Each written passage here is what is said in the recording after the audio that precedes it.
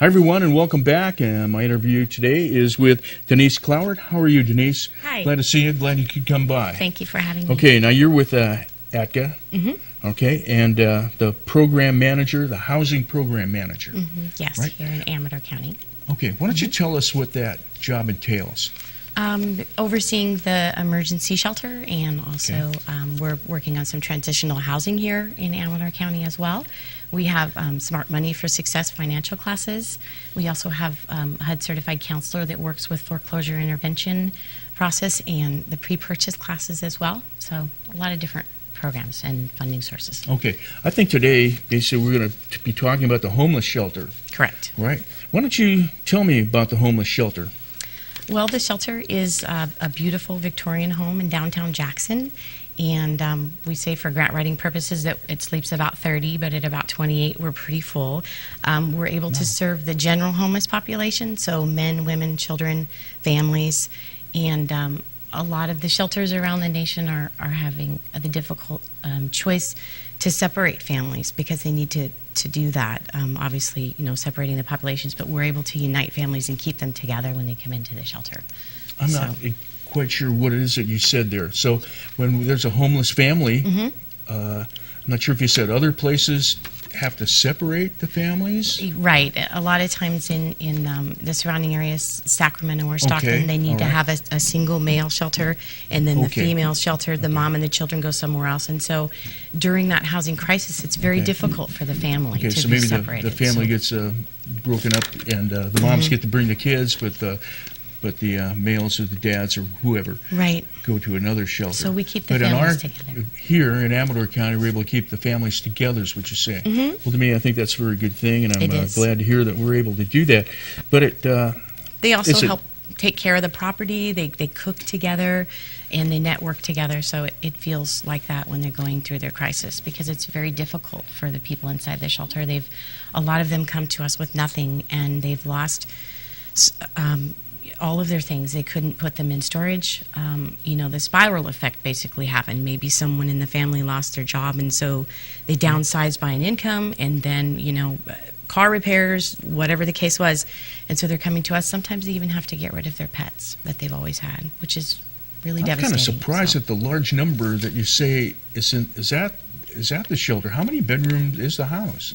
Well, like I said, for grant writing purposes, we say 26, and we have 25 right now. Anything over that is very uncomfortable. There's just too many people and too many different personalities, and people need their own space. So I would think so. That's a big family together of a big blended mixed family. When everybody's going through that type of thing together, they really pull together, and they're doing an amazing job. Now, is there staff that stays there at the house as well? Yes, there is an emergency shelter coordinator that stays on site, and we do have someone that assists with the caretaking of the facility too. So just kind of managing the chores and locking the facility at night and things like that, and making sure everything stays safe. Okay, now it sounded like you said it's full now. Is it usually full?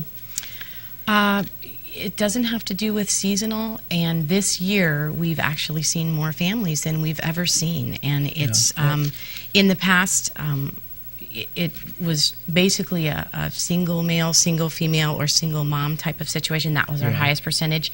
This year in 2012, we've actually seen more families with children inside the shelter than ever before. I would think with the downturn in the economy, that's exactly you would probably get more clients. Sure, and folks are paying 50 to 60% of their income to just housing alone. So it's very difficult for families to make it right now.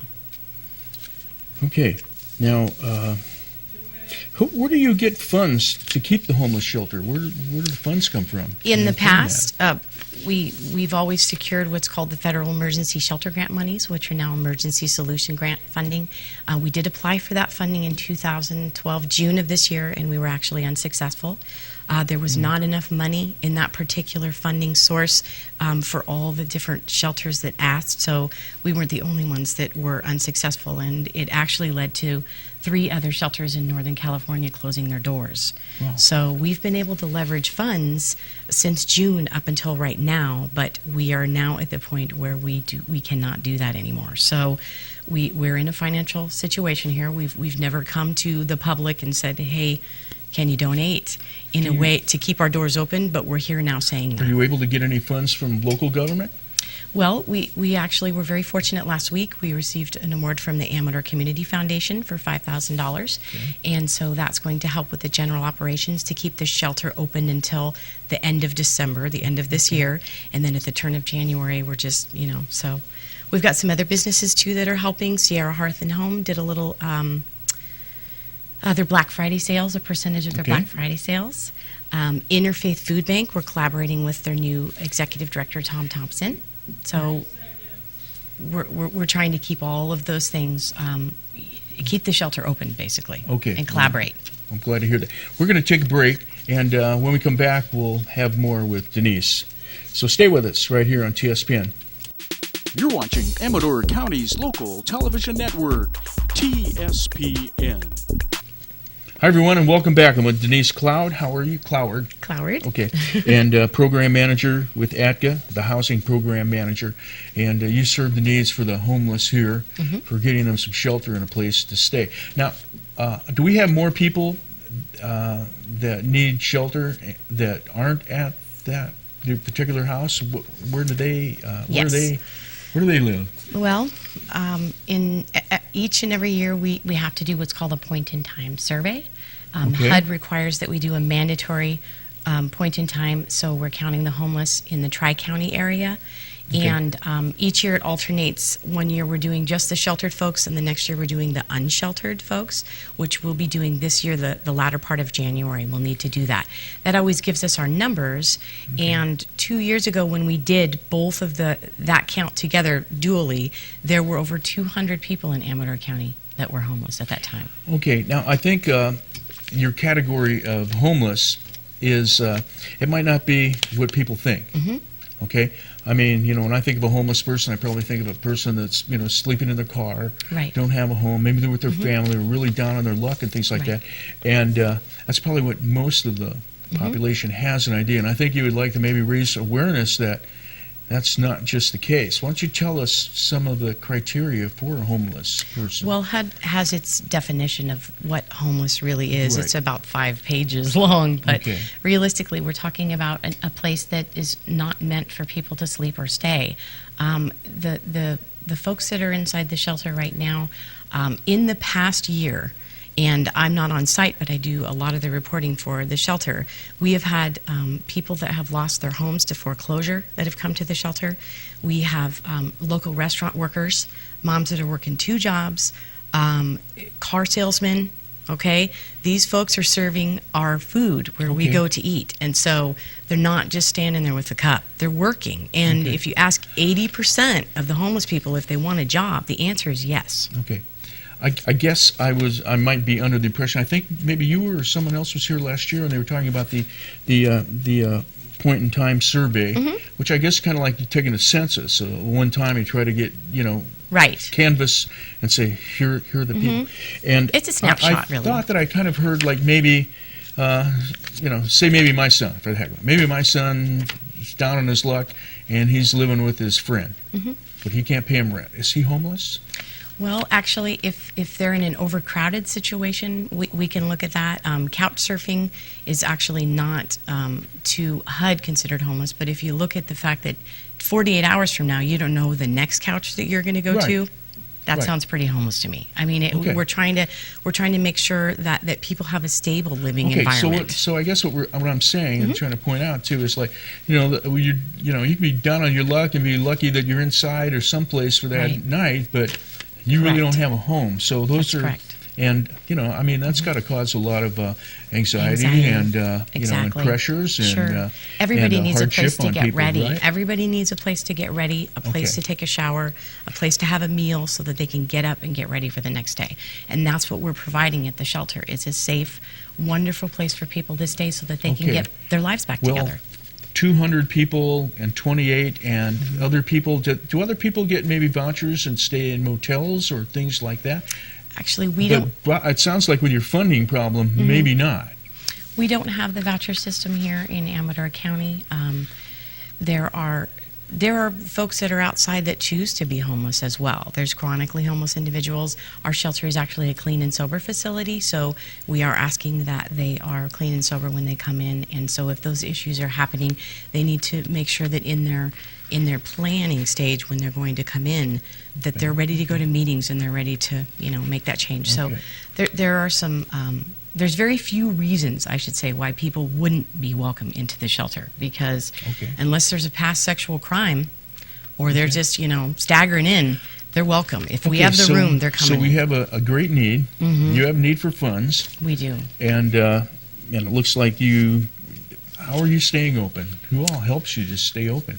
Well, as I mentioned before, we have the Interfaith Food Bank that's supplementing us with some grocery money, and I would really like to say that the congregations have always done an amazing job. Okay. They don't have a lot of funding, but the small benevolence funds that they do have are amazing. They're like the monies that bridge the gap. So, for instance, there is a single mom right now in the shelter with 2 children. Her husband actually was recently incarcerated, unfortunately, so that whole income is gone. Her car is not running, and so 3 of the different congregations are coming together to pitch in to get her clutch fixed so she can finish up her nursing program, which she finished, and so she's going to be offered a job. I mean, we can't, as a community action agency, we can't do that so with it money. sounds like truly the community is linked up with you, and you're linked back up with the community. We're collaborating and you're really well. collaborating well. So that's why we're doing. Are we doing a good job with the homeless?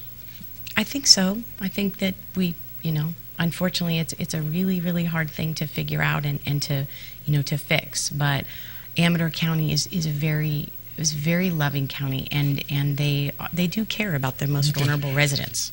Okay, we have a few minutes left. Is there some specific people you would like to thank, or is there some? I think I touched base on all that.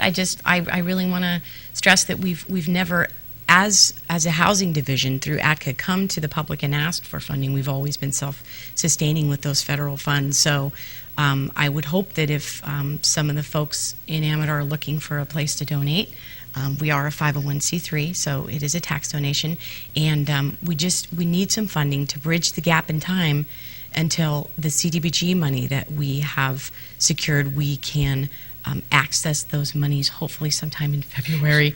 So we're talking about general operating costs to keep the shelter open. Okay, and what does it cost to keep the shelter open? We only have 1 paid staff, which is the emergency shelter coordinator, and like I said, 25 people. It's a very high bills for everything, including groceries and all the operating costs. It's $10,000 a month to run the emergency shelter. Okay. And are there grants that you'll be applying for that you think you might be able to get? You got a shot? Always, Okay. yes. Actually, the Emergency Solutions grant monies that we applied for in June, we are waiting for that next NOFA, which is a Notice of Funding Availability. That should be out. It's actually late, so I think it'll come out in January, and we will have hopefully receive those fundings around June. Okay, so if people during these Christmas season or the giving time, and if they would like to help the shelter out, who they contact? You? They can call the main service center, which is 223-1485. Say the number one more time. 223-1485. And that'll get them where? That'll give us to our main service center, our secretary here in Amador County, Kathy, and they can say, I want to donate to the shelter, or I want to help with the homeless count that we're going to have in late January, because we do need volunteers for that as well. Okay, now imagine we have a short period of time, but like you probably do you get food from the food bank, or do you have to buy all your food? We have always historically done the meals, breakfast, lunch, and dinner. It's part of the shelter. But because our housing is in this financial crisis, we are accepting food donations and working with the food bank as well. Okay, well, I really want to thank you and thank you for and having come by me. and letting us, informing us of the situation here with the homeless in Amador County. And you're welcome back. Let me know when you'd like to talk to the public, okay? Okay. All right, thank you. Thank you. And stay with us. There's more coming up on the other side of the break right here on TSPN. You're watching Amador County's #1 news and sports leader, TSPN.